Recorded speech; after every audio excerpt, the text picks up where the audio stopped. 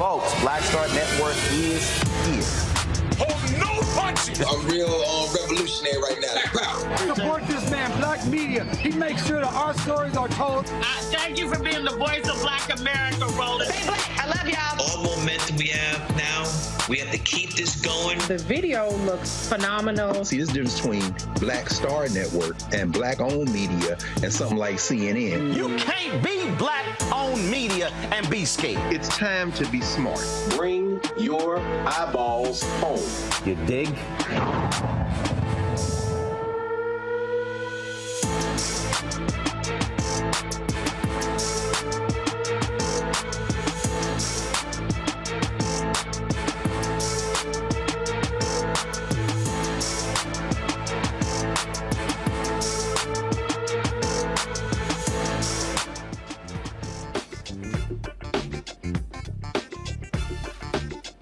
Friday, June 9th, 2023, coming up on Roland Martin Unfiltered, streaming live on the Black Star Network. I am live here in Jackson, Mississippi. Lots to break down. We're here, of course, covering the Medgar and Myrlie Edwards Institute. All of the events taking place. The 60th anniversary of his assassination is on Monday, and so we'll be talking to folks here for that.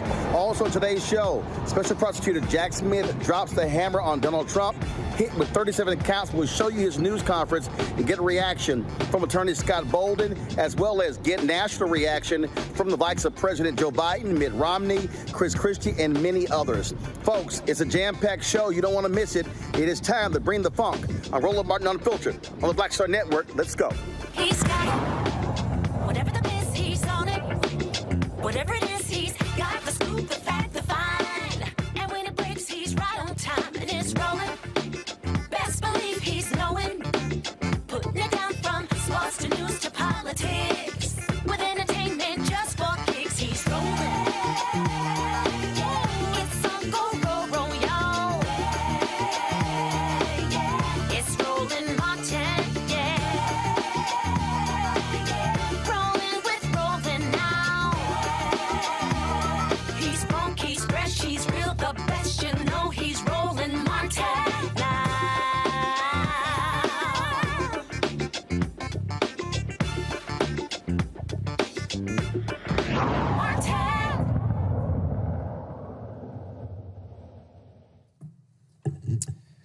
Good afternoon. Today, an indictment was unsealed, charging Donald J. Trump with felony violations of our national security laws, as well as participating in a conspiracy to obstruct justice. This indictment was voted by a grand jury of citizens in the Southern District of Florida, and I invite everyone to read it in full to understand the scope and the gravity of the crimes charged. The men and women of the United States intelligence community and our armed forces dedicate their lives to protecting our nation and its people. Our laws that protect national defense information are critical to the safety and security of the United States, and they must be enforced. Violations of those laws put our country at risk. Adherence to the rule of law is a bedrock principle of the Department of Justice, and our nation's commitment to the rule of law sets an example for the world. We have one set of laws in this country, and they apply to everyone. Applying those laws, collecting facts, that's what determines the outcome of an investigation. Nothing more and nothing less. The prosecutors in my office are among the most talented and experienced in the Department of Justice. They have investigated this case hewing to the highest ethical standards, and they will continue to do so as this case proceeds. It's very important for me to note that the defendants in this case must be presumed innocent until proven guilty beyond a reasonable doubt in a court of law. To that end, my office will seek a speedy trial in this matter, consistent with the public interest and the rights of the accused. We very much look forward to presenting our case to a jury of citizens in the Southern District of Florida. In conclusion, I would like to thank the dedicated public servants of the Federal Bureau of Investigation, with whom my office is conducting this investigation and who work tirelessly every day upholding the rule of law in our country. I'm deeply proud to stand shoulder to shoulder with them. Thank you very much. Attorney Scott Bolden, a frequent panelist on Roland Martin Unfiltered, is a former federal prosecutor. Here's our conversation about what these charges mean for Donald Trump. All right, Scott, let's get right into this. A lot of Republicans are saying, oh, this is no big deal. Jack Smith laid out how big of a deal this indictment is of Donald Trump. Yeah, 37 counts. This is very, very serious. They can politicize all they want, but the special prosecutor, Not Garland, has done a thorough job in bringing 31 counts against 31 documents that were top secret, that were national defense documents, that had to do with nuclear weapons, had to do with an invasion or attack on Iran, as well as documents so sensitive that in our intelligence agreements with 5 other countries or 4 other countries, only they could see them, if you will. And so the real question is, these are all unforced errors on Donald Trump's part. What was he doing with all of these documents? But why did he try to cover it up? And what was he going to do with these documents? Because let me tell you, he's facing 10 to 20 years in jail. And why would you go to jail by not cooperating and turning over these documents? What was so important about keeping them? I think he was going to share them or try to use them to make money or exploit some other company or some other group. Who knows? But they even got a recording of him admitting he did not declassify the documents. Yeah, and that's in the indictment. It's a speaking indictment, and he knew that he didn't declassify them. This political rhetoric about he could think about it and then declassify them, and that's all been debunked, but we all knew that bordered on the nonsensical. It just didn't make any sense. But the sheer volume of these documents and the boxes and where he kept them. But look at the date of the indictment, right, Roland, and look at the date of his first grand jury subpoena, and the time frame for all the things he did to lie and cover up and ask his lawyers to lie and cover up, and how they moved the documents to different locations, all done after you got the grand jury subpoena. He's been indicted for the cover-up and what he did after he got that subpoena, not dating back to 2016. That'll be important, because that's the cover-up part, and it goes to his state of mind of him wanting to avoid and keep these documents illegally. Yeah, I mean, he literally lied to his lawyers. He had the documents in his possession, and so he has a subpoena saying to return them, and he's like, nah, I don't feel like doing it. Well, a lot of the questions that he asked the lawyers, remember, there was a court order where the federal district court judge in D.C. said that turn over these documents, or rather turn over your attorney notes, because of the crime fraud exception. Donald Trump was trying to get his lawyers to help him commit a crime. Now, the co-conspirator is his former military valet, but he, in those notes, which have doomed, and a big part of this indictment were the notes from his attorneys based on what he was either asking them, which isn't a big deal because clients ask you about the parameters of their defense all the time. But he actually lied to his own lawyers and tried to get them to lie to DOJ. I got to tell you, this is a speaking indictment, but it's a glaring indictment on Donald Trump. The chickens have come home to roost, and it's all about accountability at this point. So, Scott, when you see these people out here trying to defend him, saying, oh, this is a witch hunt, this is all political, it's a little hard for them to now yell and scream that we're now faced with this actual unsealing of this indictment. Well, they ought to be concerned about the national security of this country. I don't care whether you black, white, yellow, brown, Democrat, or Republican. What this indictment says is that he had all of these documents, about hundreds or more, boxes of them in unsecure locations, and they were trying to avoid disclosing, let alone turning them back over. I don't care about politics. When you get in the courtroom, the criminal justice system is about facts. Those political arguments don't work, and I'll be honest with you. At this reflective point is for the GOP to look and see. I don't care how many MAGA supporters make up the GOP. Is this the time to walk away from Donald Trump? How can you support a candidate and a leader of your party who has not only been found civilly liable for rape, but is under federal indictment now for espionage and conspiracy, and pending a state indictment in regard to 31 or more counts of fraud. It's crazy. It's idiocy. Well, and then you know it's real when two of his attorneys resigned today. He's got to go out and get some real lawyers with experience in these sort of cases. He can't just sit here and treat this as some, oh, no big deal. This is now real. Well, but you see, Roland, what's technically wrong about your question is that none of the top white-collar criminal defense lawyers who are available normally in these cases based in Washington and New York aren't taking his cases. Oh, no, I know. They're not taking his calls. I know. So what I'm saying is secondary level lawyers doing this stuff, at least in my opinion, and now he's got to go find local counsel in Florida. But those lawyers, Representative Donald Trump can be dangerous to your health and your law license. You got to start protecting yourself. Yeah, because the reality is, as we see in the indictment, you've got a client who will willingly lie to his attorneys. Look, right. I'm not a lawyer, but lawyers always say, if it's one person, you can lie to your wife, you can lie to your boss. Right. All right, folks, I had to head inside because the iPhone, when you're outdoors, it overheats. That's what shut us down. So Scott, before I got cut off, I was saying the one person lawyers always tell you, never, ever, ever lie to your lawyer. Give your lawyer all the information so they can protect your behind. This fool, I keep telling everybody, Donald Trump will lie about a lie. Donald Trump will lie when the truth will set him free, what my mother used to say. and in this case, clients always, I've been doing this about 36 years.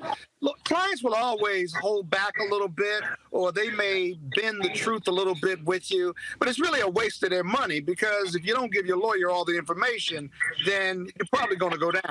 Because we're going to find out when we talk to the government. And in 36 years, no one's ever told me everything in regard to my first initial representation of clients. But in this case, what he was trying to do, one thing to ask about what we can do and what we can't do from a defense standpoint, it's another thing, but to ask them to co-conspire with you in order to avoid detection of these documents. You just simply can't do that, because then the lawyer doesn't want to be a client himself, and so that's why they recorded these notes. This was protection early on, because they knew Donald Trump's character, and they knew what he's going to try to do or not do, and they simply did not trust him. You can represent somebody that you don't trust, but they didn't trust him.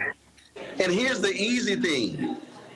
All he had to do was simply return the documents. He did not want to do that. Yeah, and you see, that's going to be the second shoe that drops. There's going to be an investigation. It's going to come out why he didn't want to turn over these documents. And I'm going to tell you, I'm going to say it on your show today. There's a reason he didn't want to turn over these documents. He was going to use those documents to exploit something or someone, or to try to generate revenues as a result of those documents. That's the only reason you would risk criminal indictment, by holding on to those documents. We know he's in financial straits. We know his properties have all been losing money since he became president and ran for president. But that can be the only reason. Follow the money, and we'll find the answer. All right, Scott, last question here, and that is, it's June. Will there be a trial inside of a year? Do you think it comes after the election in November 2024? Well, a couple thoughts there. In New York, it's scheduled for April or May. That trial is going to go because that judge is going to make it go, because they don't care about politics in the criminal justice system. With the federal indictment, we won't know what the trial date is until Tuesday or Thursday at the arraignment, but the federal judge will set that trial date, and the government is always ready for trial. They don't indict until they know they're ready for trial. Now, from the defense standpoint, and this is really important, when you're representing someone who's an elected official and running for any office, do you try to get an expedited trial date to get it out of the way? If you think he got a strong case, he could be acquitted and then run and go get the nomination. That's one strategy. The other strategy is delay, because no indictment, no conviction means you got a shot. I can tell you the criminal defense lawyers are contemplating that right now. Expediting discovery and going to trial right away might be a winning strategy and formula. The problem is it becomes impractical. With Marilyn Mosby, we tried that, and unfortunately, between experts and discovery and government delays, we weren't able to pull it off, and she wasn't successful in her reelection effort. So watch for what the trial strategy will be for the defense lawyers, sooner or later. All right, Scott Bolden, former federal prosecutor. I appreciate it. Thanks a lot. All right, man. Thanks. Bye-bye now. When we come back, reactions from around the country in political circles as folks express their shock and dismay at Donald Trump being hit with these federal charges. You're watching Roland Martin Unfiltered on the Black Star Network, live from Jackson, Mississippi.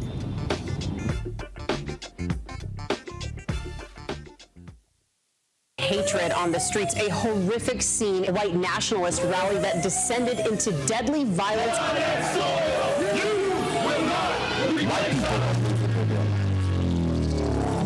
An angry pro-Trump mob storms the U.S. Capitol. We're about to see the rise of what I call white minority resistance. You have seen white folks in this country who simply cannot tolerate black folks voting. I think what we're seeing is the inevitable result of violent denial. This is part of American history. Every time that people of color have made progress, whether real or symbolic, there has been what Carol Anderson at Emory University calls white rage as a backlash. This is the rise of the Proud Boys and the Boogaloo Boys. America, there's going to be more of this. Here's all the Proud Boys, guys. This country is getting increasingly racist in its behaviors and its attitudes because of the fear of white people. The fear that they're taking our jobs, they're taking our resources, they're taking our women. This is white fear.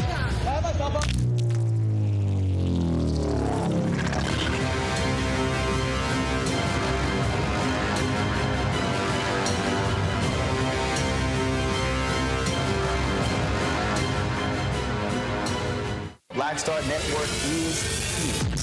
No punch! I'm real revolutionary right now. Thank you for being the voice of Black America. All momentum we have now, we have to keep this going. The video looks phenomenal. See, there's a difference between Black Star Network and black-owned media and something like CNN. You can't be black-owned media and be scared. It's time to be smart. Bring your eyeballs home. You dig?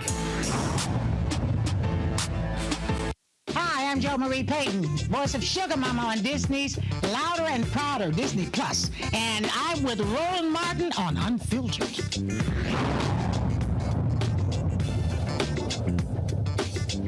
Welcome back to Roland Martin Unfiltered right here on the Black Star Network. Democrats and Republicans have been reacting to the news of the indictment against Donald Trump. Here is what different folks had to say. Much better the second time in the election than the first. And they go after him on a boxes hoax, just like the Russia hoax and all of the others. This has been going on for 7 years.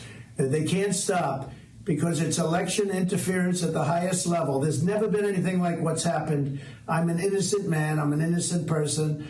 They had the Mueller hoax, the Mueller report, and that came out, no collusion after 2.5 years. That was set up by Hillary Clinton and Democrats. But this is what they do. This is what they do so well. If they would devote their energies to honesty and integrity, it would be a lot better for our country. They could do a lot better. They could do a lot of great things. But when you look at what's happened to our country in the last 3 years, we were energy independent. We had a strong military that wasn't woke.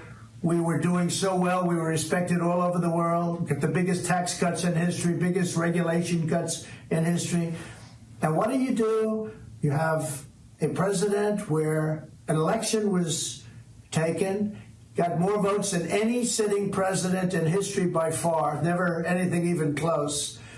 And they come after me because now we're leading in the polls again by a lot, against Biden and against the Republicans by a lot. But we're leading against Biden by a lot, a tremendous amount. And we went up to a level that they figured the way they're going to stop us is by using what's called warfare. And that's what it is. This is warfare for the law. And we can't let it happen. We can't let it happen. Our country is going to hell. And they come after Donald Trump, weaponizing the Justice Department, weaponizing the FBI, We can't let this continue to go on because it's ripping our country to shreds. We have such big problems, and this shouldn't be one of them. It's a hoax. The whole thing is a hoax, just like Russia, just like the fake dossier was a hoax. You saw the Durham report. You saw the Mueller report. It was all a big hoax. You had 2 impeachments, and they lost and we won. And we had tremendous support. But that was a hoax and a scam. And now they're doing it again. It's just a continuation, 7 years, even after I'm out. But it's called election interference. They're trying to destroy a reputation so they can win an election. That's just as bad as doing any of the other things that have been done over the last number of years, and especially during the 2020 election. So I just want to tell you, I'm an innocent man. I did nothing wrong. And we will fight this out just like we've been fighting for 7 years. It would be wonderful if we could devote our full time to making America great again. And that's exactly what we did. But now, again, our country is in decline. We're a failing nation. And this is what they do. I'm an innocent man. We will prove that again. 7 years of proving it. And here we go again. Very unfair. But that's the way it is. I just want to thank everybody. We are doing something very special for our country. We're putting America first. I always put America first. And that's why we were in a position. Unfortunately, that position is no longer valid because they've done such a poor job. But we're in a position where we're going to make America great again. I'm innocent, and we will prove that very, very soundly and hopefully very quickly. Thank you very much. By the administration of a sitting president who's also a potential rival in the upcoming election.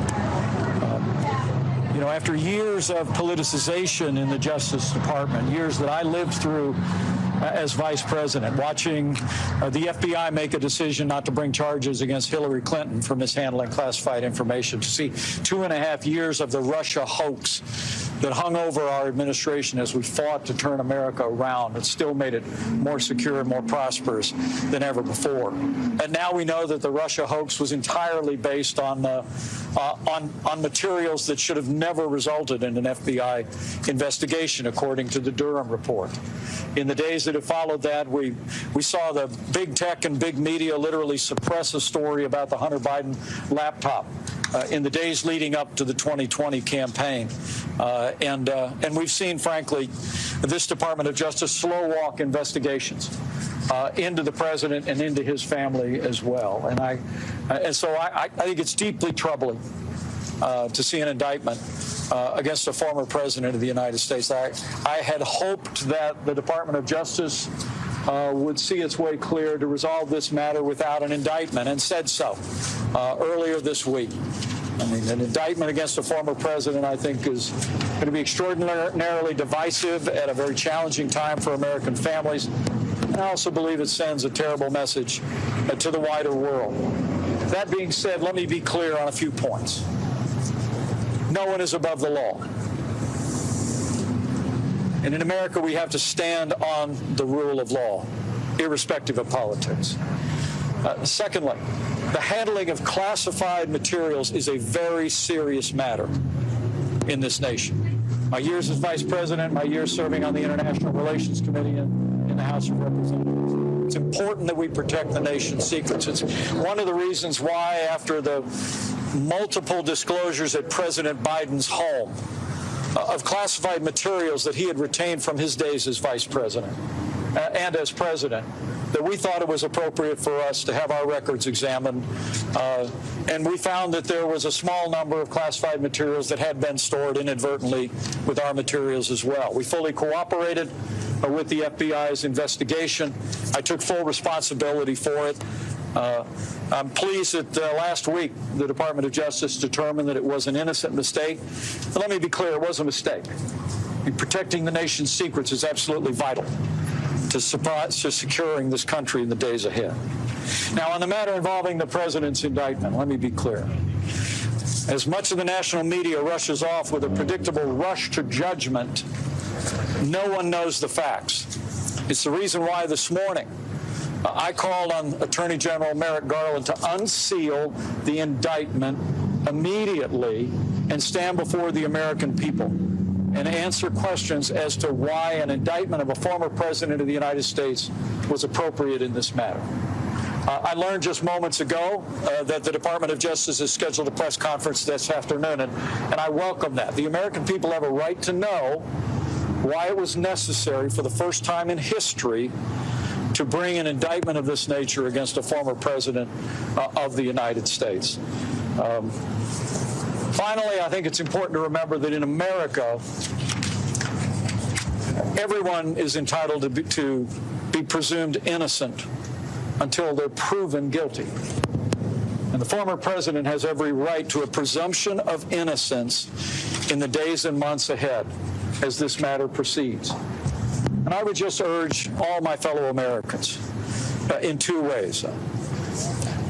Be patient.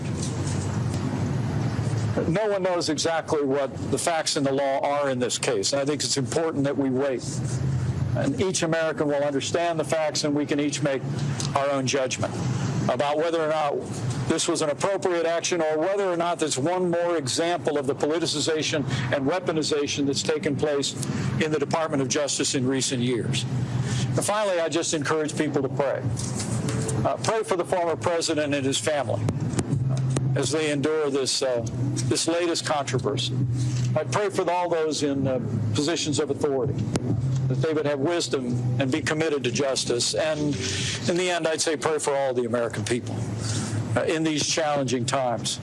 I think we do well to remember to turn to that wellspring of support that has always strengthened us since the early days of our nation's founding. With that, finally, I'll just simply say the pledge that I made today when I announced my intention to seek the Republican nomination for President of the United States, that if I have the privilege to serve as your president, on day one, we're going to clean house at the highest level at the Department of Justice. We're going to appoint men and women of integrity who will restore public confidence in equal treatment under the law. So help me God.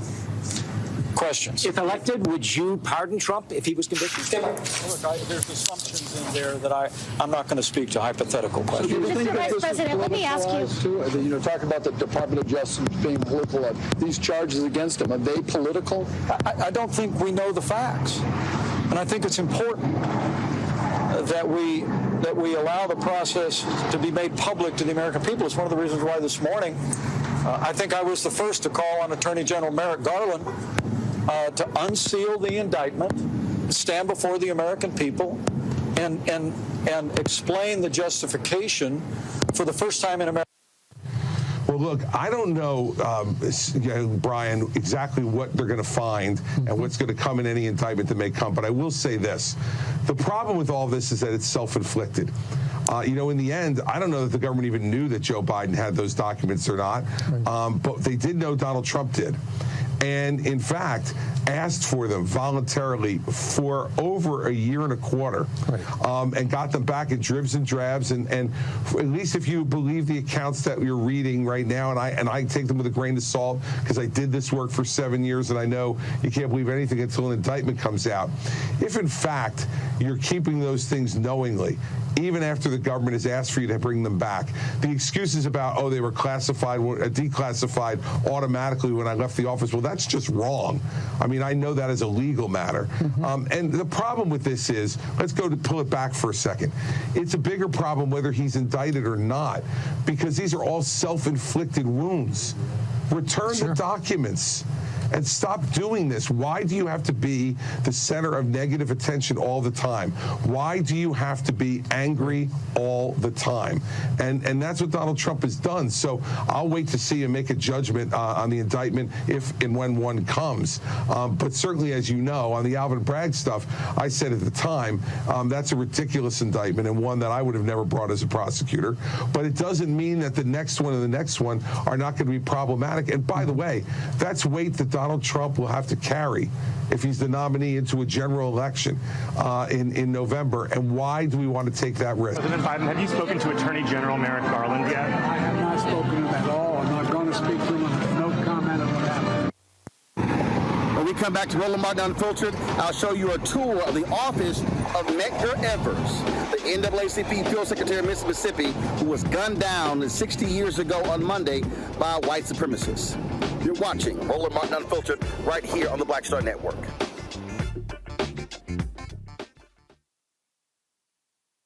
That was a pivotal time. I remember Kevin Hart telling me that. He's like, man, what you doing, man? You got to stay on stage.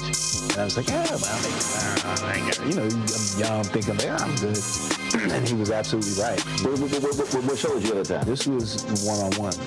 During that time. So you're doing one-on-one, going great, you making money, you're like...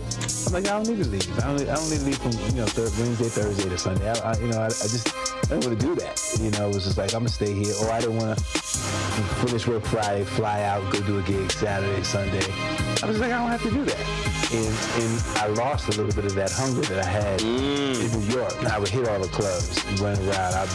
Sometimes me and Chappelle or me and this one or that one, we'd go to the Comedy Cellar at 1 in the morning. And that was our life. We loved it. You do 2 shows in Manhattan, go to Brooklyn, leave Brooklyn, go to Queens, go to Jersey. And I kind of I got complacent. I was like, I got this money, I'm good.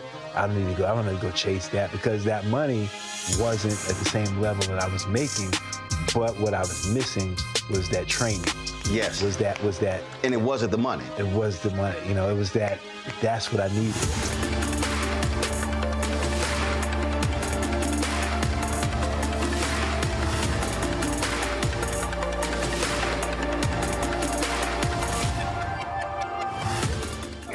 On the frequency right here on the Black Star Network. Shanita Hubbard. We're talking about the ride or die chick. We're breaking it down. The stereotype of the strong Black woman. Some of us are operating with it as if it's a badge of honor. Like, you even hear Black women like aspiring to be this ride or die chick, aspiring to be this strong Black woman trope at their own expense. Next on the frequency right here on the Black Star Network. Hi, my name is Freddie Ricks. I'm from Houston, Texas. My name is Sharon Williams. I'm from Dallas, Texas. Right now, I'm rolling with Roland Martin, unfiltered, uncut, unplugged, and undamn believable. You hear me?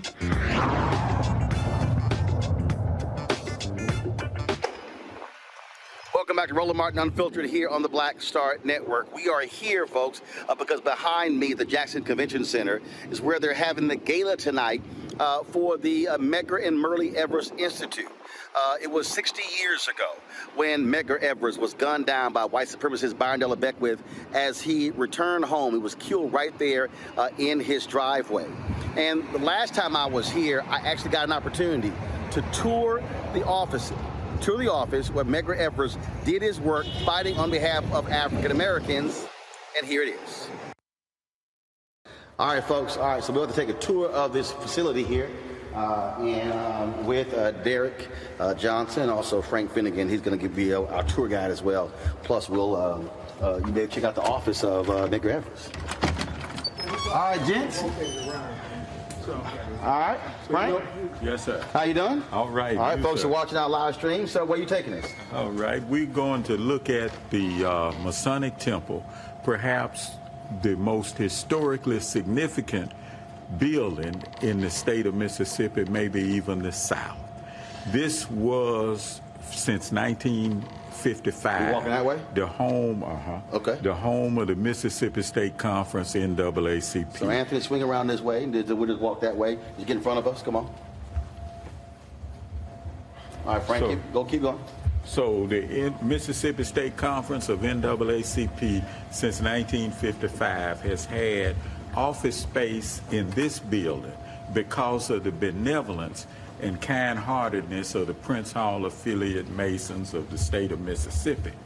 But before that, in the early 1900s, at the founding of the NAACP, Miss Ida B. Wells, who left Mississippi to go to Niagara to a meeting that was concerning the lynching of people of African descent in this country, was supported by the Prince Hall affiliate Masons of the state of Mississippi and their male and female counterparts.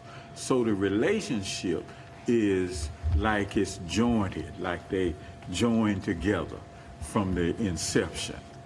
All right, let's go upstairs, y'all. All right, so let's go.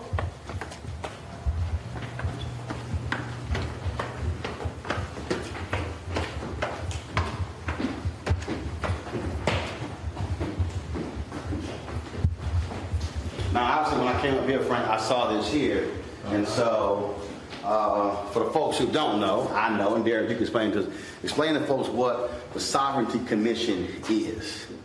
The Mississippi State Sovereignty Commission was a taxpayer-funded organization that spied on people and whose purpose it was to prevent the opening up of Mississippi to the disenfranchised citizens. They did anything, any means necessary. And this was funded by the state. Yes. So black people were paying for a commission to spy on them. Yes. It was 1954 after the Supreme Court decision came out. The state of Mississippi was seeking ways to prevent the integration of public education and to thwart any effort of African Americans from voting. The Sovereignty Commission was created for that effort. The spy agency was so egregious, it provided the Klan the information needed, which led to the assassination of Michael Cheney, Andrew Goodman, and Mickey Schwerner. Hundreds of people were assassinated as a result of the Mississippi Sovereignty Commission. The files were finally opened in 1992 and in 1993 when people really realized how egregious the activities of this spy agency was. We believe there are other spy agencies that were created across the South. The Mississippi Sovereignty Commission was the one that we were able to uncover as a result of one of the first black state senators, Henry Kirksey, stumbling across the files and making enough noise over time, which forced the state to open the records. All right, then. Now, also, so Allison, slide this way. So Frank, this photo here, obviously, when it came in, you see, obviously, Dr. King here, but it's playing Roy Wilkins. Explain this photo. This photograph is a picture that was taken after the funeral of assassinated Medgar Evers, who at one time served as the field secretary of the Mississippi State Conference. And that funeral was here. And that funeral was here in this building. And there was an overflow crowd of over 3,000 people in attendance. Mm-hmm. And that is a part of that crowd. They were leaving this building and marching downtown. It was an impromptu march, and they were going. So that wasn't planned? It wasn't planned before the funeral. But because of the nature and the horribleness of this murder, people were just overcome, and they wanted to do something, and they marched from this building to downtown. But they were met. Yeah, but the significance of Roy Wilkins and King being together in this photo, SCSC only came into existence as a result of NAACP being banned from Alabama. Right. And E.D. Nixon was the creator of the concept of the Montgomery bus boycott. And it was through E.D. Nixon and Rosa Parks, prior to King coming on the scene, they had organized that community. When NAACP was banned from Alabama, they organized the Southern Christian Leadership Conference. Medgar Evers drove over. He was the original secretary of SCLC. So SCLC is NAACP only because they were banned from Alabama, but it grew out to be something different as well. All right, then. All right, so now we're going in here, and so this is this is the office. Yes, now, if in 1955, 56, 57, 58, all the way through 63, you wrote to Medgar Evers, the field secretary, you would write Medgar Evers, Mississippi State Conference Field Secretary, 1072 John R. Lynch Street, Suite 7, Jackson, Mississippi. but Medgar Evers' real office was in Suite 10. Suite 7 is a room on the front of the building with a lot of natural light and glass. But because of the strategic nature of the work that Medgar Evers did, making 2 Mississippis 1 Mississippi, you had to be careful. Yeah, because you still got the bullet holes, right? Yes. So his office was in the corner in the back in Suite 10. All right. It is recognized the strategic nature of Medgar Evers and his counterparts. They were World War II veterans. Our whole infrastructure was built off a set of individuals who came back from World War II, decided not to leave, and Medgar Evers was the person who took on the job. But you had Steptoe, you had C.C. Bryant, Aaron Henry, Amzie Moore. They were across the state of Mississippi, and they all carried guns because they were World War II veterans. That was important. It was very important. All right, then. How y'all doing? We're great. How are you? Good.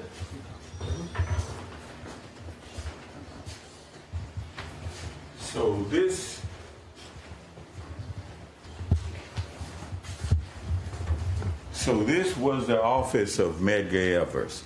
It is important to say that this also was the immediate past Mississippi State Conference president's office, who was recently promoted to the national national conference of NAACP president, Mr. Derek Johnson. Okay, what's this little cap thing up there? What's this? Well, you know, that fella there, he's an executive director. I was about to say, what a little cap. When I came in here, I said, what's the little cap? It's not a little Kappa thing, it's the big Kappa thing. That's little. And so Dr. Corey Wiggins is now the executive director for NAACP, PhD in, what is it, Corey? Health something. That's health behavior. Health behavior. But he's been leading a lot of the effort in terms of get out the vote information. You want to share some of your metrics from? Well, actually, I mean, how does it mean for both of you? How does it feel to literally work in hologram? It can be a lot sometimes, but I think we're up for the challenge. I mean, I'm fortunate to have Derek, who was doing this work before me, and able to build up on the foundation that he set in this work.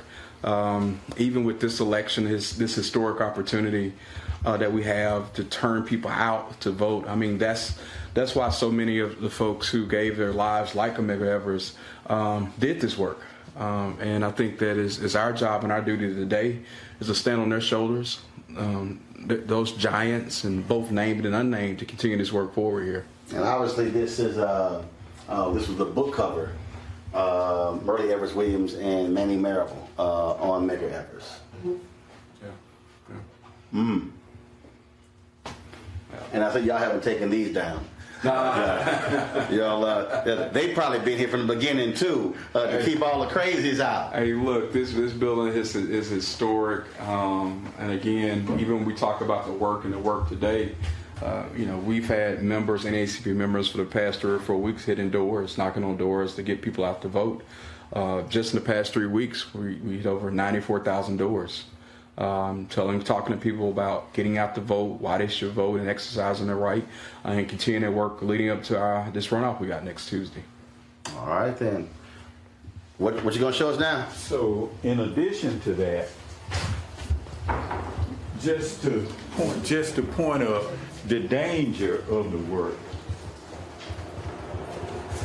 that the NAACP was involved in, Lynch Street at that time didn't look like it was now, like it does now. It was open thoroughfare, and people traveled from Highway 80 as a shortcut to downtown, down Lynch Street. So it was open to drive-by shootings, and these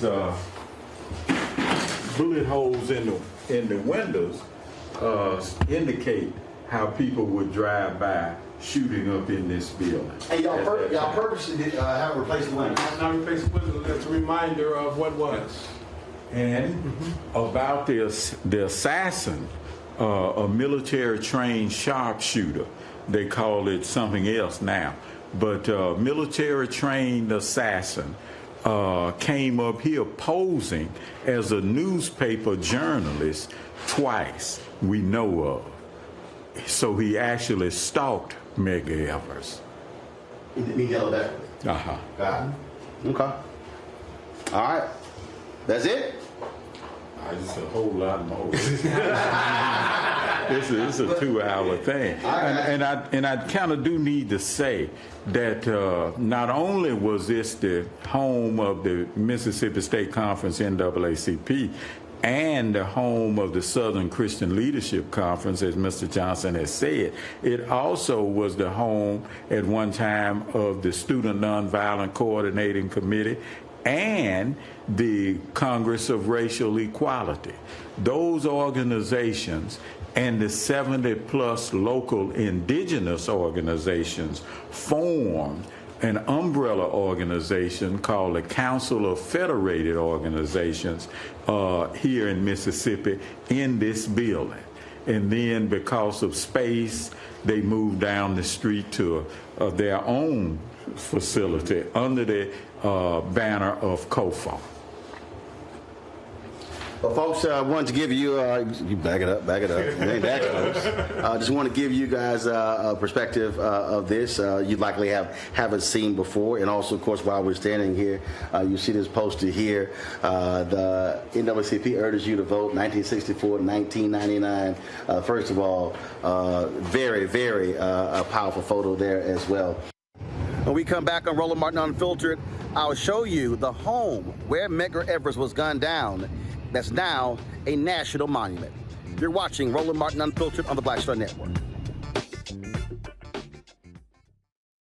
When you talk about blackness and what happens in black culture, we're about covering these things that matter to us, speaking to our issues and concerns. This is a genuine people-powered movement. There's a lot of stuff that we're not getting. You get it, and you spread the word. We wish to plead our own cause.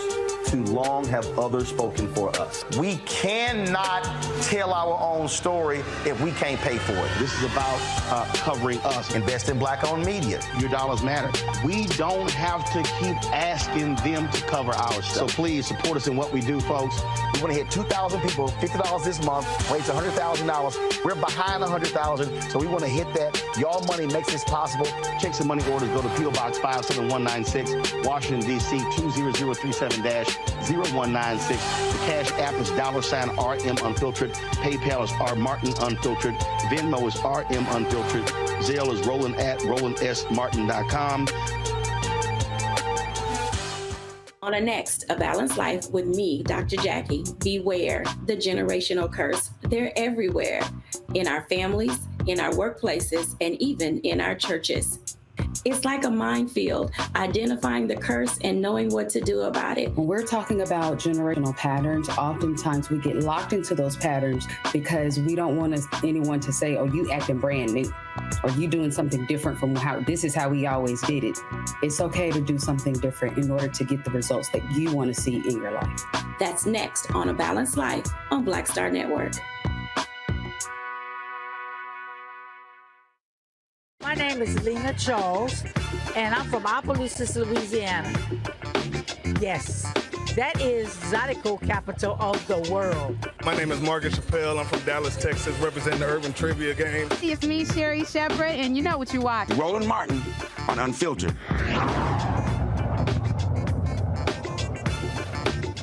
Welcome back to Roland Martin Unfiltered, folks. I went by the home of Medgar and Myrlie Evers, the home where he was gunned down.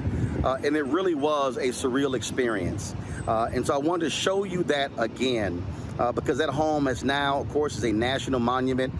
They had commemoration services there. And then on Monday would mark June 12th, the 60th anniversary, Medgar Evers was gunned down. And it really is a place where we lost one of our greatest freedom fighters, a man who was so well known in this state. Thousands mourn his death. The airport is named after him, and 60 years later, they still talk about the great work and commitment of Medgar Evers. 332 Margaret Walker Alexander Drive here in Jackson, Mississippi. And behind me is the home the home that was of Myrlie Evers and Medgar Evers. Now, of course, he was the NAACP's field secretary and Army veteran, of course, who was working to get voting rights and other civil rights on behalf of African Americans. And so, as you see here, this is a part of the Mississippi Freedom Trail. And so you see the sign here that exists that lays out in terms of the home here. And, of course, he was assassinated June 12, 1963.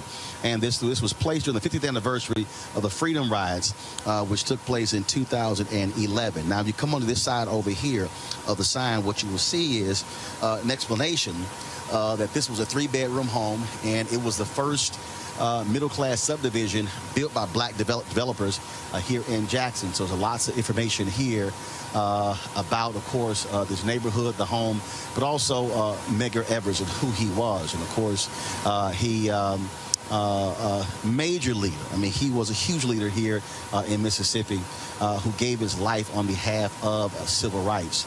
And so what took place, folks, we're going to walk this way. So what took place on the night President John F. Kennedy was given a speech about the importance of a civil rights bill. What happened was Medgar Evers was coming home. His family was inside watching the speech. And then, of course, across the street, take a shot there, take a shot across the street. Across the street, hiding behind the cross, but in those wooded area there, was a white supremacist, Byron Della Beckwith. And so when Medgar Evers came home, he pulled into the driveway here. And then his car pulled in, and he went to the back of his car to get some items out of his car, some T-shirts and signs, and that's when the shots rang out that killed Medgar Evers. Of course, he was hit. Then, he crawled his way up this driveway right here to the steps where his wife and his children came out. And, of course, it was horrible for them to actually see their husband and father shot and killed. And what you see here, of course, you see here, this, of course, is a National Historic Landmark. And so you see the sign right here that says that the bullet passed through Medgar's body and crashed through the lower left pane of the living room window. So the bullet went through his body and hit the window. And, of course, and it has all the details here. These photos were taken by the Jackson Police Department shortly after his murder. And you see an aerial shot as well where it took place. And so and it says here that the aerial view shows the Evers home at the very top of the photograph. It depicts where assassin Byron Della Beckwith's car was seen earlier by witnesses at Joe's Drive-In. And, of course, his spot number 2 indicates Beckwith's hiding place from which he fired the shot that killed Medgar Evers. And so, of course, as I said, it's a National Historic Landmark. And you see some of the other photos that are up here as well that marks. And so the image over here, this was the car that Medgar Evers was driving, the white car. And then, of course, he was shot. And then again, after he was shot, he made his way, crawled under the carport to his family there. Why is this important? Because Medgar Evers was an American hero. Medgar Evers was a brother who gave his life for civil rights. And here we are in Mississippi, 2018. He was assassinated June 12, 1963. And it was his death that was one of the sparks that led to the 1964 Civil Rights Act and, of course, the 1965 Voting Rights Act. And this is a man who, again, gave his life. He was fighting on behalf of other black folks. He served his country, served in the military, bled, came home, but could not enjoy those same freedoms. And so here we are in 2018, U.S. Senate race. African-American Mike Espy is running for the United States Senate. The election will take place on November 27th. And for a lot of people out there, they say, well, I don't really see why it matters. The reality is it matters because we're standing on hallowed ground. We're standing on the very place where Medgar Evers died in order for people to have the right to vote. Now, you might not say that doesn't mean anything. But the reality is the wife, children lost their father in order for us to have the right to vote. Folks, Charles, while I am here, I am sitting down with his widow, Myrlie Williams, and we're going to have that interview for you later on the Black Star Network. But I wanted to share just a little bit with you of when I caught up with her at the funeral of Dick Gregory that took place in Maryland. I praise him who has brought us all together this day. I give thanks to Dick Gregory for his being that invited us here today to reconnect with each other, reconnect with our memories, and hopefully to rededicate ourselves to those things that Dick Gregory worked and believed in, that the names of other people that have been mentioned here believed in, of seeing the children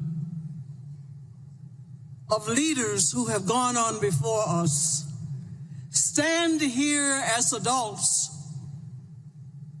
speak the truth of their parents,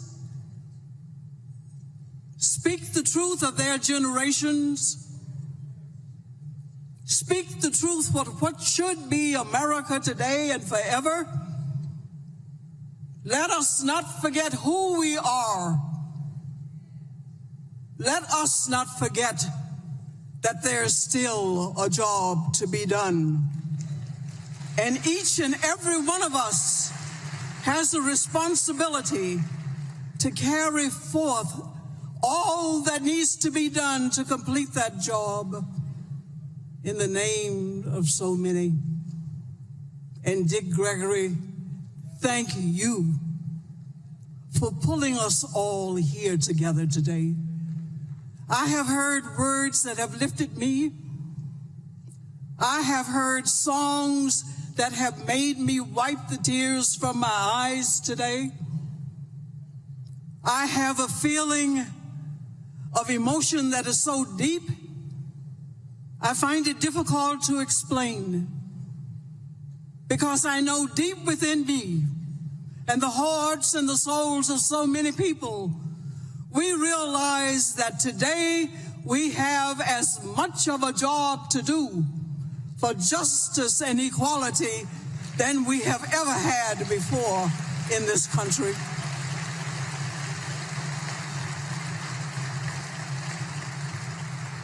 Dick Gregory, I thank you for being the momentum to pull us together, to help us to see what still must be done. Someone said to me many, many years ago, you know, Dick Gregory is going to be here with us. And I said, Dick who? Dick Gregory, you know, the comedian. Dick Gregory, the comedian. So much more than the comedian. A man who had the insight into humanity. A man who felt the strength to lead and show us the way that we must go as individuals and as a group to preserve humanity, to preserve his people, to look after our children, and to be sure that they don't have to go through the same things that his generation, my generation, generations before had to go through. I've heard the term "turn me loose" mentioned a couple of times today, and it brought back memories to me because they recorded the last words spoken by Medgar as he lay in the hospital and life leaving his body. Those words were, "Turn me loose." And I thought grammatically that's not correct, Medgar. But "turn me loose" has something to say to all of us, regardless of our age, that we are still in a kind of bondage that Dick Gregory worked so hard to pull us through with laughter and with tears. How blessed we are to have known him. How blessed we are to have had the families and to have the families that we have here. Dick's family, we thank you so much. I remember the times that we met at our home, and I said to him, I don't think I can go along with this any longer. He simply looked at me and said, but you will. I'll never forget that. But you will. So as we say, turn me loose, yes you will. Dick Gregory was the epitome of what leadership should be. He gave us a sense of laughter that took us through the dark and weary days and years. He is here. His family is here. And I recall so well when Dick was on the health drive and we put on our shorts and we ran around Los Angeles City Hall as many times as we could. Dick left us in the dust. I'm saying to you today, he has left us in the dust again. But he has left us with the message, hurry and catch me if you can. And that's the challenge that we have today. We love the family. You are our family and we are yours. The memories of that man, his work will live forever. Just let us be prepared to pick up and run the rest of the race as he would have us do in his memory and in his honor. Thank you.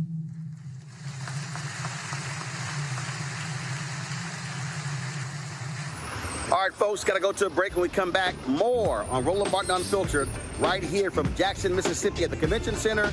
We are here with the 60th commemoration of the assassination of Medgar Evers with the Medgar and Myrlie Evers Institute right here. So don't tune in with us. We'll be right back, folks. So hold tight. More to come. Some great content for you right here on Roland Martin Unfiltered on the Black Star Network. On the next Get Wealthy with me, Deborah Owens, America's Wealth Coach, are you working hard and yet your performance doesn't reflect your paycheck? On the next Get Wealthy, you're going to learn some savvy career moves so that all your efforts actually show up in your bank account. Joining us is the founder of a career network, and she's going to share the 3 R's of accelerating your financial growth. Here's a tip as well.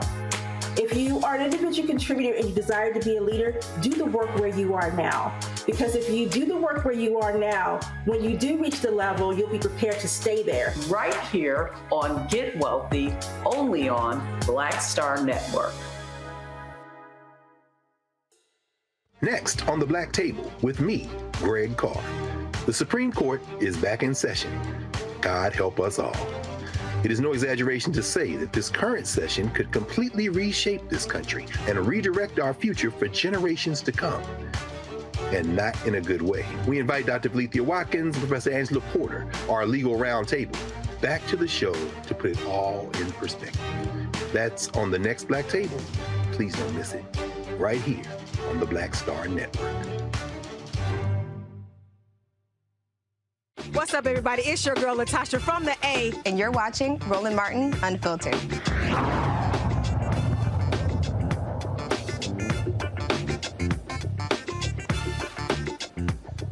Hey, folks, Roland Martin here. We are live in Jackson, Mississippi, where the Medgar and Myrlie Evers Institute, they are having their week-long of activities. Monday marks the 60th anniversary of the death of Medgar Evers. He was assassinated in the driveway by white supremacist Byron Della Beckwith. All week, they've had various events for millennials and Gen Z folks, different sessions. Today, they had workshops as well.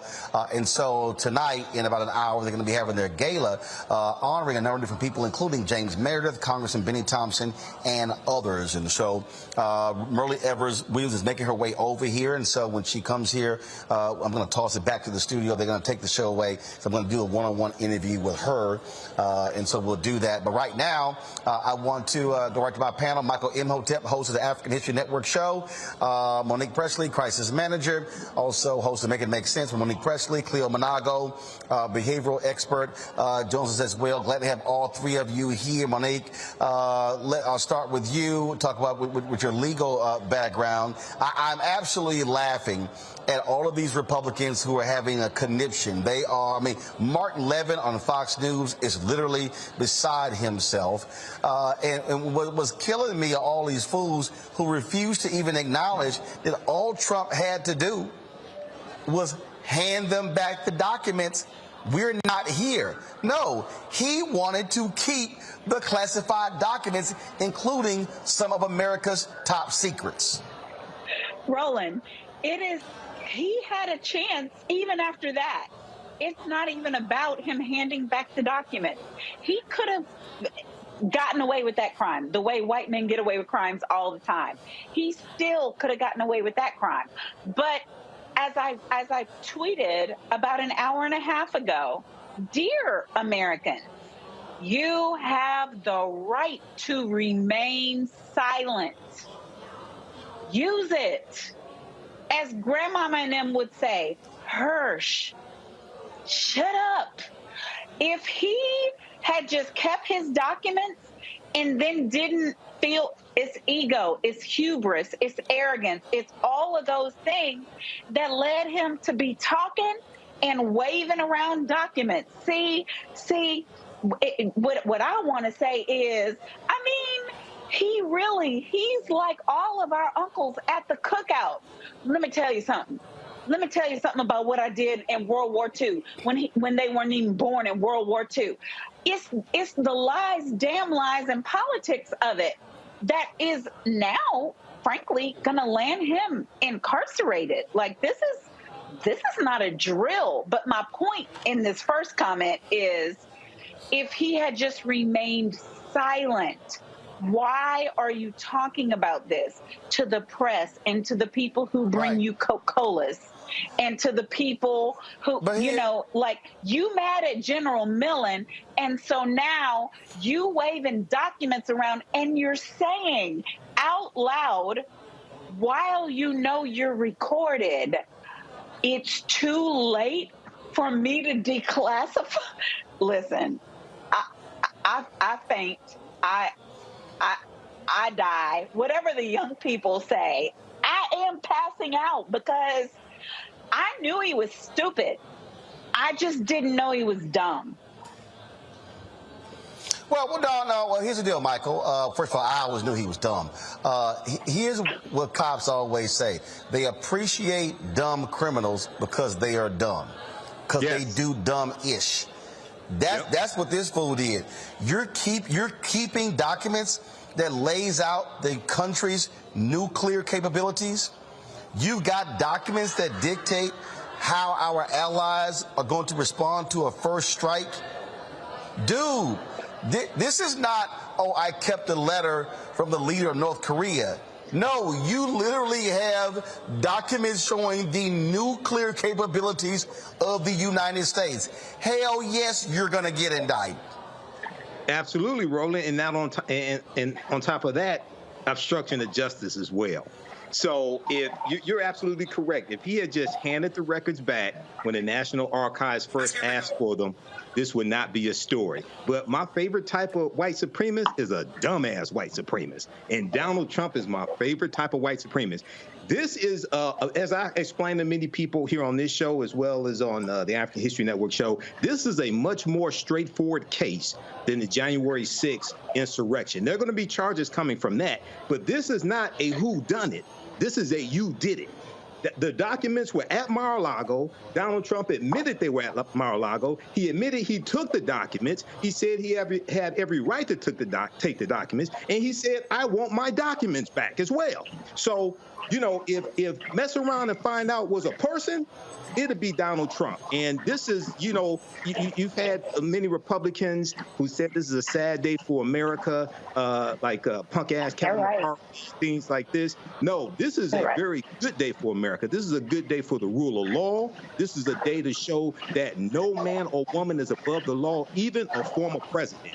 So, I've been following this. I told you back in November 2022, Roland, right here on the show, when Special Counsel Jack Smith was appointed by Attorney General Merrick Garland. That was the right thing to do. Garland followed Department of Justice policy.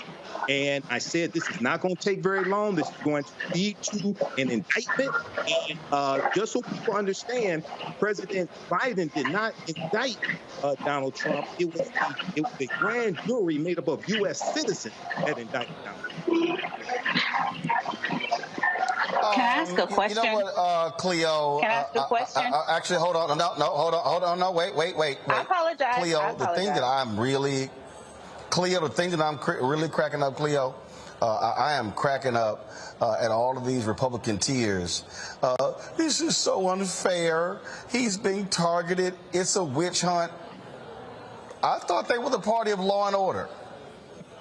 I really find all of their whining to be quite amusing. Oh, Roland, the right wing and the people that follow Donald Trump, like the people who were involved in the January 6th event, are not operating on the logic of most of us. They're operating on their own subjective, power-hungry logic, which defies a lot of what we're saying. This is not Trump's first indictment, and he's still almost 60% of Republicans at this point are still supporting him. He's still the highest ranking Republican in the United States of America, despite indictment. Because just like their forefathers, people who developed things like Manifest Destiny, and they went beyond their lives and didn't care about people who lived here, who were living and breathing and having their own experience and being human beings, they didn't care. And they don't care about logic right now. I believe that Donald Trump has a theoretical possibility of still winning. Because whenever I shouldn't use those terms, whenever a Republican sees an attack on Donald Trump, they see it as something that makes him a victim that they think they have sympathy for. They feel affinity toward him. See how they're treating us. See how they're treating our leader. They don't care about it being against so-called law. And I think some of us on this panel know that people among whites change laws sometimes when they want to. Historically, that has occurred. So I know that it's ridiculous. I know that this is obstruction of law, all that. But white supremacists, people in this country have never cared about logic. They care about power at all costs. And it will be difficult for Donald Trump to get to the White House. But I remember on your show, before he was president, how I was in debates with people who said he could never win. He could never win. I said, yes, he could. He can win. Don't look at this from a purely logical perspective. Look at this through a hungry white supremacist, white control at all costs perspective, and you might listen better and take better strategies to resist who these people are. Because it doesn't matter how bad he is. He is the poster child for white supremacy and control, and he has a lot of support. He has millions of people that support him. Man, this is why, Monique, the point that I keep making to folks, to our audience and the folks, is do understand, if these people are so craven and desperate that they will support this man even with this, they will do whatever is necessary to hold on to power. That man and that party must be stopped and never be allowed to control the Oval Office. Roland, they are holding on to him when they're not in power. So to me, it is demonstrably worse than the way that you describe it, in that even when they're under and they could grab onto someone else to attain power, to be in majority, to move past it, they choose not to.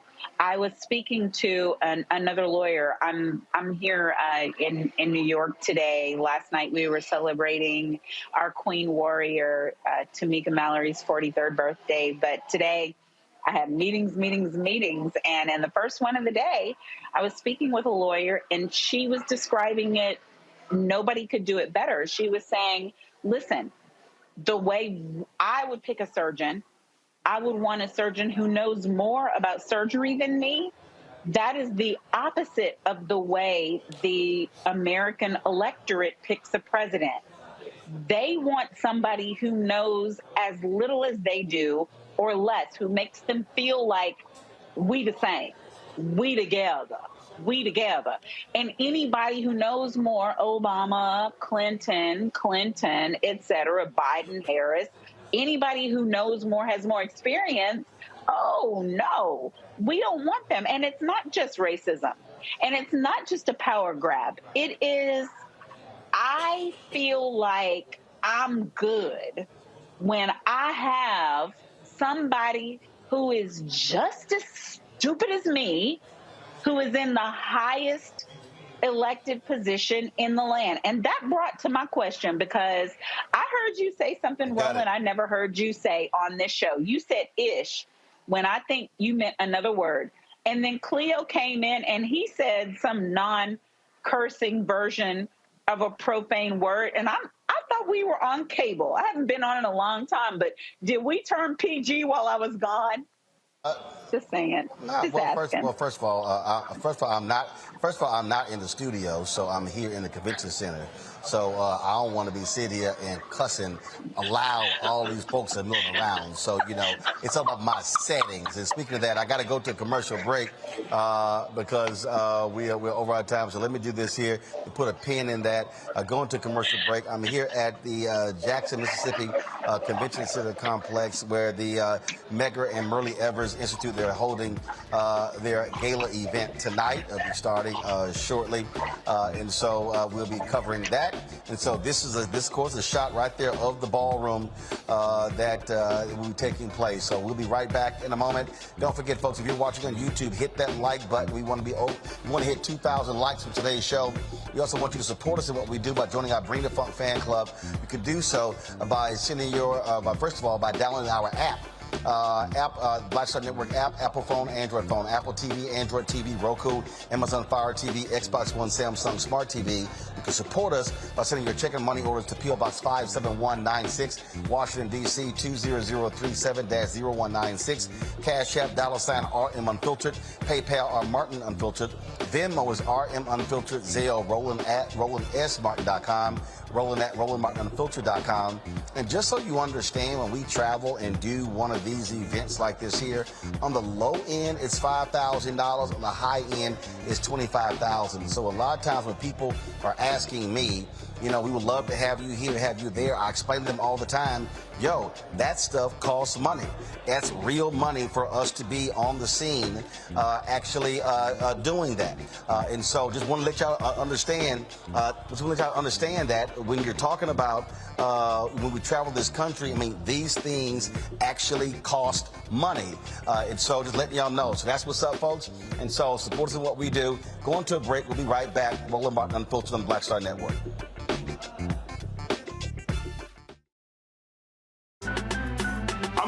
Muhammad, live from LA. And this is The Culture. The Culture is a two-way conversation. You and me. We talk about the stories, politics, the good, the bad, and the downright ugly. So join our community every day at 3 p.m. Eastern and let your voice be heard. Hey, we're all in this together. So let's talk about it and see what kind of trouble we can get into. It's The Culture, weekdays at 3, only on the Black Star Network. Hatred on the streets, a horrific scene, a white nationalist rally that descended into deadly violence. White people are losing their damn minds. as an angry pro-Trump mob storms the U.S. Capitol. We've seen shootings. We're about to see the rise of what I call white minority resistance. We have seen white folks in this country who simply cannot tolerate black folks voting. I think what we're seeing is the inevitable result of violent denial. This is part of American history. Every time that people of color have made progress, whether real or symbolic, there has been what Carol Anderson at Emory University calls white rage as a backlash. This is the rise of the Proud Boys and the Boogaloo Boys. America, there's going to be more of this. Here's all the Proud Boys, guys. This country is getting increasingly racist in its behaviors and its attitudes because of the fear of white people. The fear that they're taking our jobs, they're taking our resources, they're taking our women. This is white fear.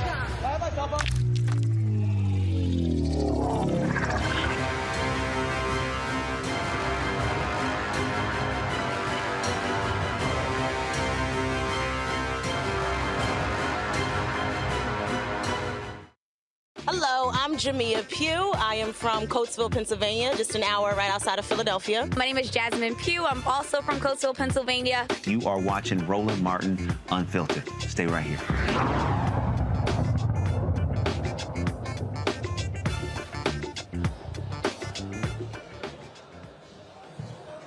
All right, folks, welcome back. You know, one of the things that really jumps out at me is that what his aides did, Michael, they literally loaded the plane and moved documents from Mar-a-Lago to his other resort, and I'm like, are you serious?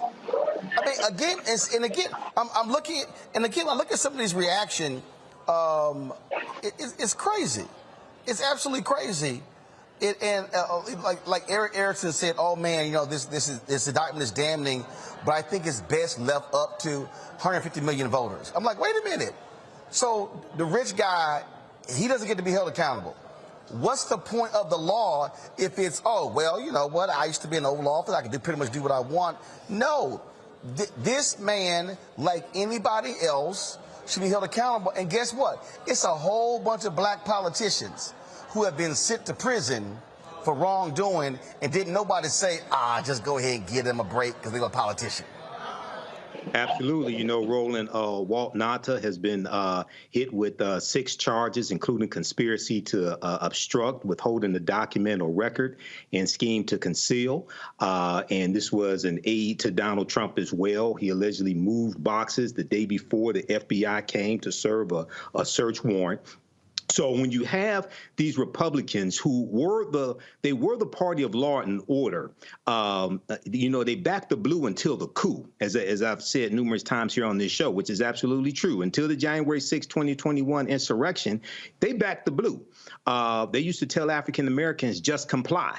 You know, if you had just complied, maybe you wouldn't have been shot. If you had just complied, maybe you wouldn't have been beaten upside your head. So the question I would ask for Eric Erickson, the question I would ask for Kevin McCarthy and the rest of these Republicans who want to compromise any integrity that they have, would you say the same thing if everything was the same except the name was Barack Obama instead of Donald Trump? And documents were found at Barack Obama's house, classified documents, and he didn't give them back. Would you say the same thing? Oh, just leave it up to the voters. Oh, no, you shouldn't prosecute. No, you wouldn't. So these are the people. I want them to keep talking.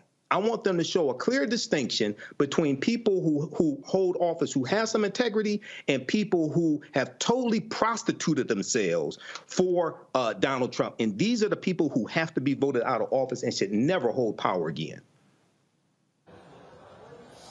The thing that I keep reiterating over and over and over, Cleo, is that when people will make every possible excuse for someone like this idiot, when they are literally pining for January 6th defendants to get pardons, these folks will do anything to hold on to power. And I'm gonna need a whole lot of us to understand that if this is who you're dealing with, what we cannot do is sit out. What we cannot do is not act like it's important, because let me be real clear. his crazies, they're going to turn out in record numbers next year. And if these folks will defend this and they will call for pardons for January 6th, we know exactly what they'll also allow to happen to us, because we've seen it, and we're here in Mississippi, and we know what that history is. Mm-hmm. We are witnessing a long-term knee-jerk reaction in response to many things, but more symbolically, the election of Barack Obama and the First Lady Michelle Obama being in the White House, who for 8 years were a symbolic and intellectual contradiction to the myth of white supremacy. And before they've been to the White House, the myth of white supremacy was the narrative. It was what we heard, all of us heard for all of our lives since the beginning of the country, that we are inferior and they are superior. And that was an important myth for a lot of white people, even nice white people, that regardless of what they do, we are still superior. It's obvious that we're better and we're in better situation because we are better. And then here comes Barack Obama and Michelle in the White House, being beautiful, brilliant, and relatively successful, not from a Black perspective, from a presidential perspective. And all of this knee-jerk reaction regarding allowing the likes of Trump to be in the White House is a desperate reaction to trying to put things back together from a white perspective at all costs. Because Donald Trump, unlike Hillary and other white people, has been the first white person to run for president to be straight up about their anti-Blackness, straight about their whiteness, to say stuff like the Klan and liberals are on the same boat in terms of having their own position, and they both have a right to what they have to say. And he is someone who has been blatant. And that's why he can be indicted and still be celebrated. That's why he can be indicted and still be the most popular Republican in this country. And you're right in terms of what I got from you saying that we should be concerned, but I think we're being real fantasistical, if you will. If we think that these people are not going to be back in power or won't be in a position to be in power just because of these egregious things. White supremacy does not care. It's sociopathic. It's also psychopathic, like a serial killer. They can care less about humanity outside of the realm of who they prefer and who they lift up. So we need to be real clear that we have to think about these things with dual strategies and stop simply calling it dumb and stupid, because it's a strategy that got the man in the White House in 2016.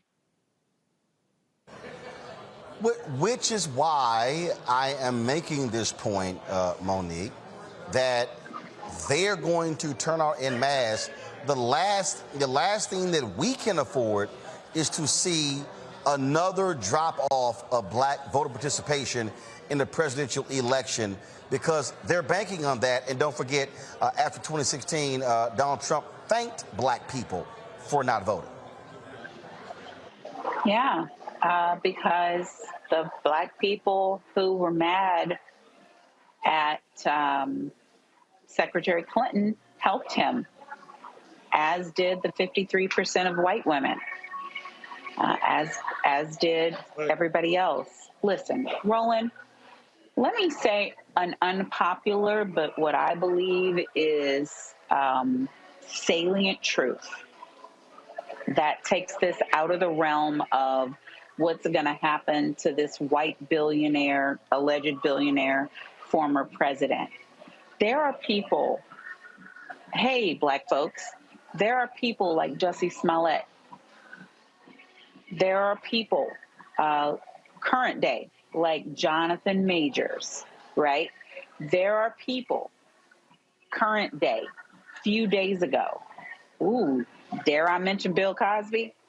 Listen, there are people who have not been accused of crimes against our country, who have not been accused of espionage, who have not been accused nor have had the opportunity to run the entire country and sell all of our secrets and put us all at risk in any number of ways.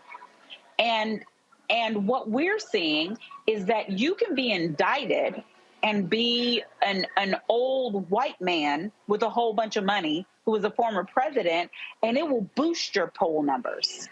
It will increase your funding. There is a whole sector of people who will give you more money because you have been charged with 37 crimes. There are people who will pay you for that. And then there's us. When our people are charged with crimes they did not commit, when our people are wrongfully accused, when our people, even though prosecutors are trying to push away charges, we're still being charged. We liberals, we progressives, we Black folks with money will still say, oh, but the wrong that they did. I want you to wake up, because the way that this world is working, the Trumps of the world will always advance, no matter what is against them. There is somebody who's supporting them. Why? Why aren't we supporting our own in the same measure? Why do we not care what misdemeanor is charged against them, what trumped up charges are levied against them, what things are befalling them? Why aren't we in the streets in the same manner? Because, you know, I mean, of the names I named, some of those people are okay, but it's more people coming. It could be any of you. It could be Cleo. Well, of course. It could be Michael. It could be Roland. Again, Roland, you know, that anytime question needs to be I tell answered. you. Maybe not today, but that question needs to be answered. Hold on, Cleo. 1 second. I tell Roland every time I can talk to him, don't even jaywalk. You got 15 seconds because I gotta go to break. That's all. So we're over time. I said, Roland, I tell you all the time, don't even jaywalk. Well, first of all, I jaywalk, so whatever. That's good. You don't listen. Happen. You're not a good Cleo, listener. 50 seconds, go. Okay, I got it. Cleo, 50 seconds. What'd you say? Oh, I was going to say the questions that Monique just asked about why we don't step up for people in our community, whether they're high profile, low profile, who are getting accused of such awful crimes, and we allow them to be persecuted. We certainly can address that in 15 seconds like you gave me, but that kind of mentality among Black people needs to be unpacked and resolved. Like I said, it's the trauma trends, and we need to talk about how to break the trauma trends, because that's part of the answer to Monique's question. Yeah. Thank you, Cleo. All right, folks, hold that 1 second. Going to a break. Don't forget, folks, hit the like button if you're watching on YouTube. Same thing, Facebook, also the OTT app. Download the Black Star Network app. Apple phone, Android phone, Apple TV, Android TV, Roku, Amazon Fire TV, Xbox One, Samsung Smart TV. Support us by joining our Bring the Funk fan club. Send chicken money orders to P.O. Box 57196, Washington, D.C. 20037-0196. Cash App, $RM Unfiltered. PayPal, R Martin Unfiltered. Venmo is RM Unfiltered. Zelle, Roland at RolandSMartin.com. Roland at RolandMartinUnfiltered.com. And don't forget to get a copy of my book, White Fear, How the Browning of America is Making White Folks Lose Their Minds. Available at bookstores nationwide, Amazon, Barnes & Noble, Books A Million, Target. Download your copy on Audible. We'll be right back. Black Star Network is here. Oh, no punch! I'm real revolutionary right now. Thank you for being the voice of Black America. All momentum we have now, we have to keep this going. The video looks phenomenal. See, there's a difference between Black Star Network and Black-owned media and something like CNN. You can't be Black-owned media and be scared. It's time to be smart. Bring your eyeballs home. You dig? That was a pivotal time. I remember Kevin Hart telling me that. He's like, man, what you doing, man? You got to stay on stage. And I was like, yeah, well, you know, I'm young, thinking, like, I'm good. And he was absolutely right. What show was you at the time? This was one-on-one. Got it. During that time. So you're doing one-on-one, going great, you making money, you like... I'm like, I don't need to leave. I don't need to leave from, Wednesday, Thursday to Sunday. I didn't want to do that. It was just like, I'm going to stay here. Or I didn't want to finish work Friday, fly out, go do a gig Saturday, Sunday. I was like, I don't have to do that. And I lost a little bit of that hunger that I had in New York. I would hit all the clubs, run around. Sometimes me and Chappelle or me and this one or that one, we'd go to the Comedy Cellar at 1 in the morning. And that was our life. We loved it. You do 2 shows in Manhattan, go to Brooklyn, leave Brooklyn, go to Queens, go to Jersey. And I got complacent. I was like, I got this money, I'm good. I don't need to go chase that, because that money wasn't at the same level that I was making, but what I was missing was that training. Yes. Was that. And it wasn't the money. It was the money, it was that's what I needed.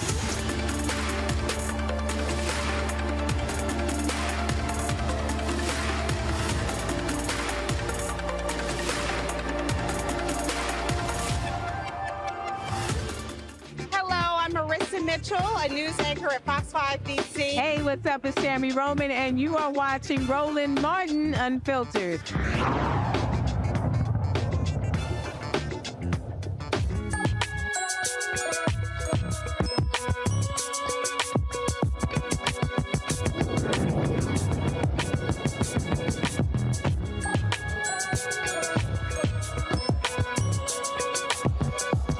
Folks, welcome back to Roland Martin Unfiltered right here on the Black Star Network. We're here in Jackson, Mississippi at the Convention Center for the Medgar and Myrlie Evers Institute Gala taking place shortly, but we still are doing what we are doing. Now, the issue of parental choice in education is hugely popular, and what we are seeing, we're seeing a tremendous growth among Black and Latino parents.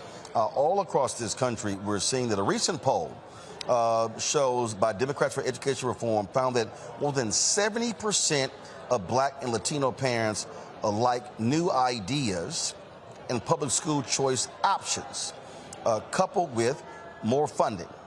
Now, joining us right now is Jacqueline Martell. She's the Executive Director for Democrats for Education Reform of New York. Glad to have you on the show, Jacqueline. So here's what is really interesting to me. And I've been having this debate for years. You've got a plethora of Black elected officials who disagree with ed reform, meaning charter school expansion, who disagree with voucher programs, things along those lines. Now, I've made it clear, like, for instance, what Texas was trying to do with their voucher program was shameful and despicable because it was a money grab for suburban parents. But what's crazy to me is when you have these elected officials and civil rights groups and others oppose it when the public is very clear on what they want, and it's as if people are like, oh, they're not smart enough to know what they want. Right, 100%. I totally agree with that sentiment. I mean, as you mentioned in the poll that we recently conducted, we see over 70% of Black and Latino families want more school choice, want more opportunities. For many parents that we see in these neighborhoods, and as we know, particularly here in New York, the majority of students that attend charter schools here are marginalized and live in low-income areas. And what we tell people when we limit choice, particularly families, is that they're not allowed the opportunity to decide what is the best education for their child.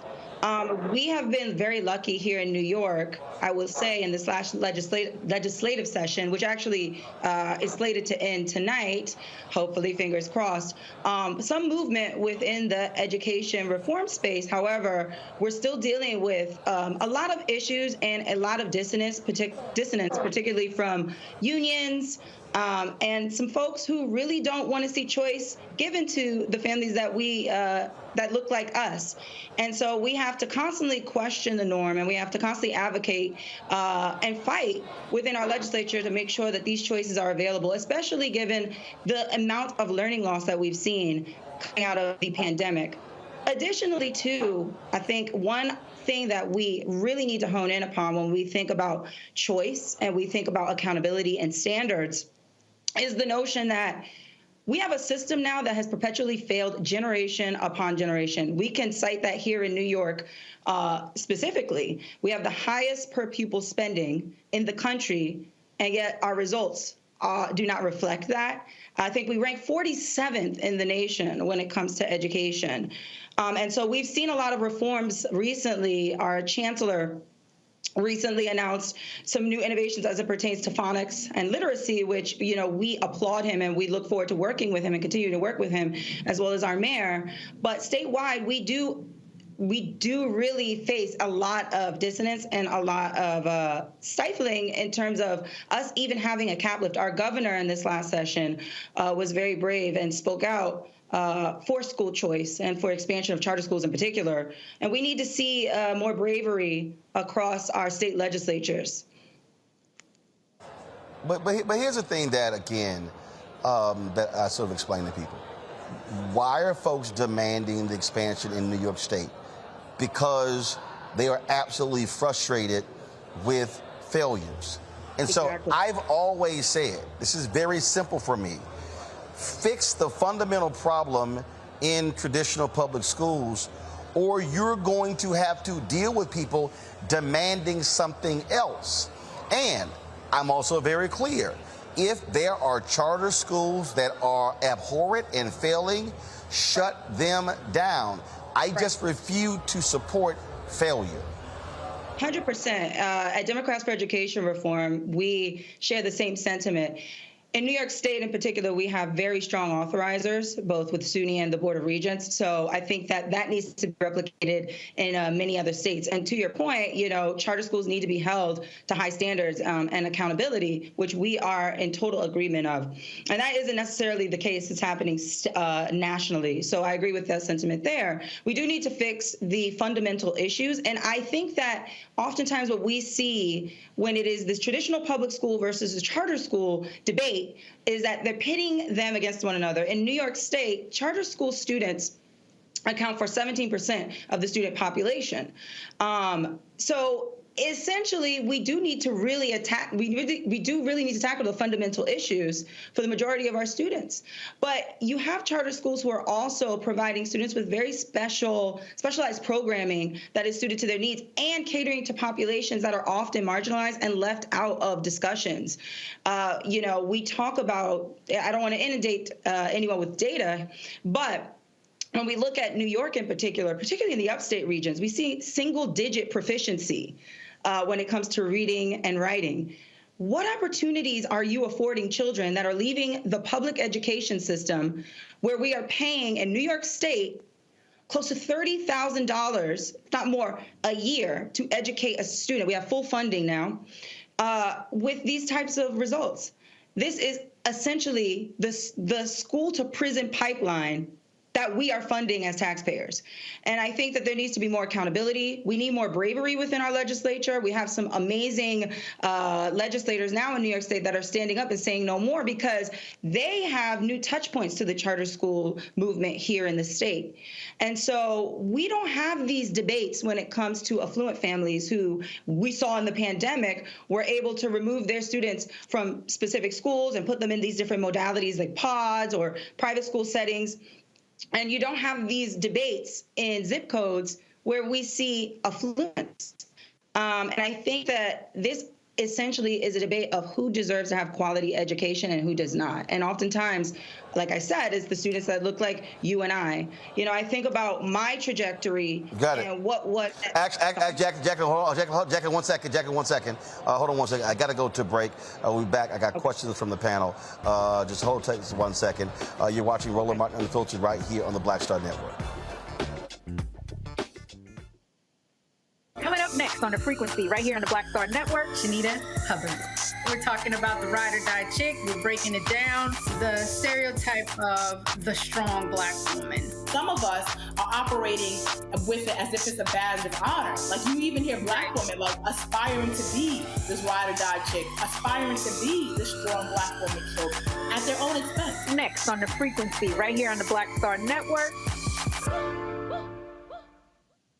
When you talk about blackness and what happens in Black culture, we're about covering these things that matter to us, speaking to our issues and concerns. This is a genuine people-powered movement. There's a lot of stuff that we're not getting. You get it, and you spread the word. We wish to plead our own cause too long have others spoken for us. We cannot tell our own story if we can't pay for it. This is about covering us. Invest in Black-owned media. Your dollars matter. We don't have to keep asking them to cover our stuff. So please support us in what we do, folks. We want to hit 2,000 people, $50 this month, raise $100,000. We're behind $100,000, so we want to hit that. Y'all money makes this possible. Checks and money orders go to P.O. Box 57196, Washington, D.C. 20037-0196. The Cash App is $RM Unfiltered. PayPal is R Martin Unfiltered. Venmo is RM Unfiltered. Zelle is Roland at RolandSMartin.com. Hi, everybody. I'm Kim Coles. Hey, I'm Donnie Simpson. Yo, it's your man Deion Cole from Blackish, and you watch Roland Martin Unfiltered.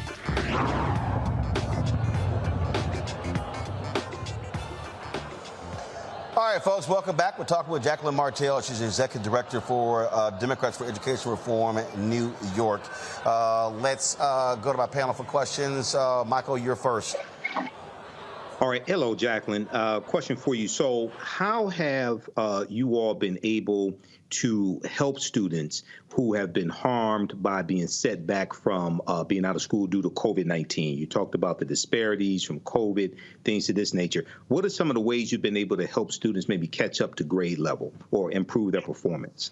Yeah, I think that there's a lot of work that needs to be done within this area. Recently, our chancellor just announced that he's going to be implementing a high-impact tutoring initiative in our city to mitigate a lot of the learning loss that we did see. In charter schools in particular, we see that they really stepped up, particularly during the pandemic, to mitigate a lot of the learning loss that we saw. We were able to pivot very quickly to virtual learning because many of the schools had already implemented that, ensuring that, and with most of the schools that we work with in particular, ensuring that they had broadband access. That was actually a huge issue for many of the students during the height of pandemic. Also working with different groups in terms of providing resources to families across different charter school networks. But with the high impact tutoring, we actually have some legislation here in the state that we are working with Assemblymember Brian Cunningham to actually scale out high impact tutoring. It is the top intervention in mitigating learning loss, and we've seen a lot of states be able to do it successfully. And so with this $10 million appropriation that the mayor is using to pilot in high needs districts in both the Bronx and Brooklyn, we're advocating legislatively and looking to work with the governor to also do another appropriation to implement that statewide. All right, thank you. Monique.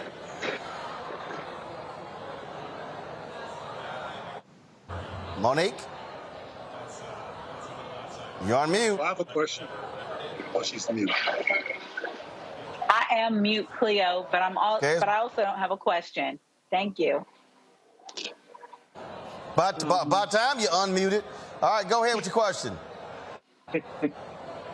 If I'm not mistaken, it appears that, and I think I've seen evidence of it, that public schools are failing. Roland has mentioned more than once about that they have been a failure in many cases. And it's my perspective that we are tolerating them because we're familiar with dysfunctional, and dysfunctionalness is reliable and familiar.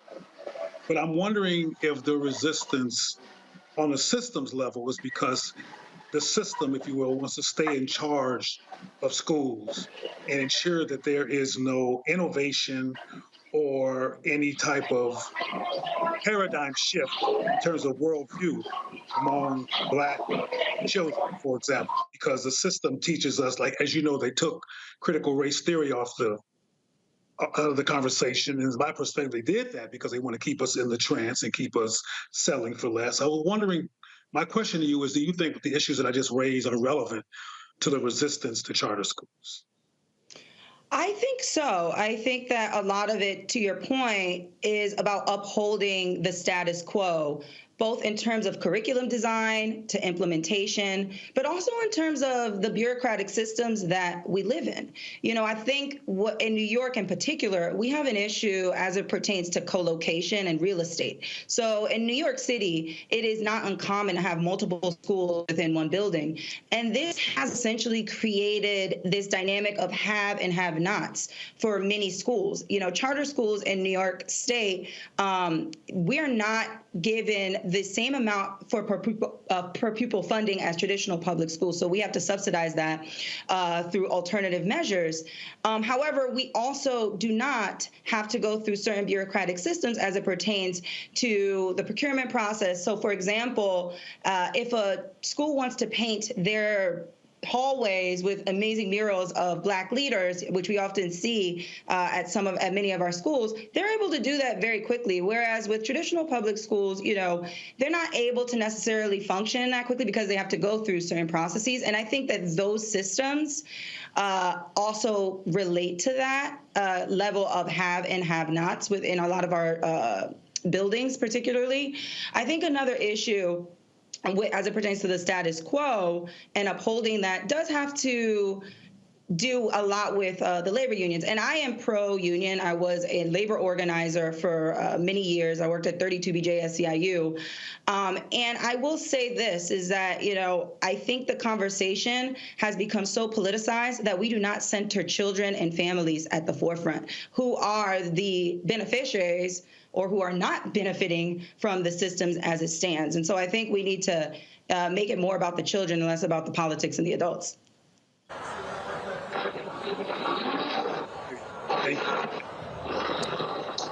All right, Monique, you got a question or you don't have one? I don't have a question, Roland. No. All right. Okay. So, Jacqueline, what is next? Because obviously, you've seen, different people in New York State say, "Hey, no, we don't want to be forward with more charter schools," even though families are demanding that. And so, so what's actually going to happen there? Because look, something has to give there. You got people like Steve Perry who are doing some great things there with his schools, with Diddy there in Harlem, his schools in Connecticut. And so, I've always said, hey, if a traditional school ain't doing the job, hey, and if this charter school is, give them more schools, give them more students to be able to do more. You got about 60 seconds.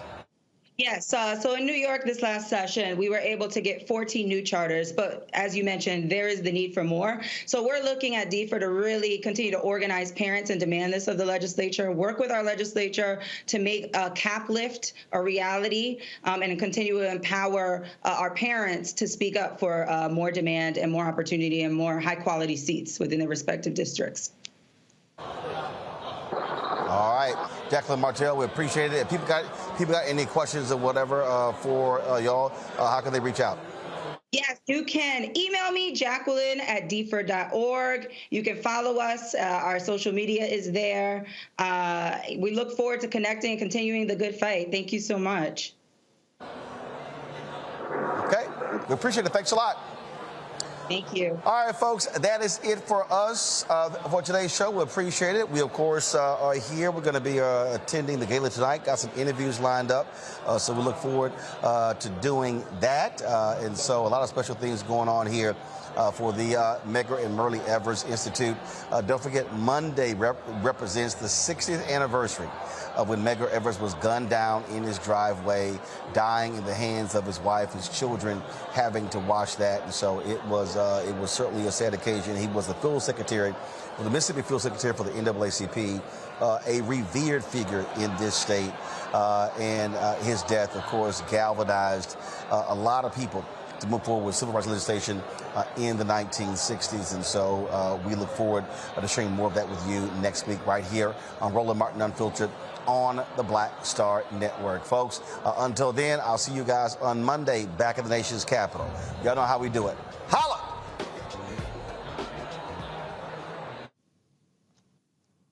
All right. You. All right.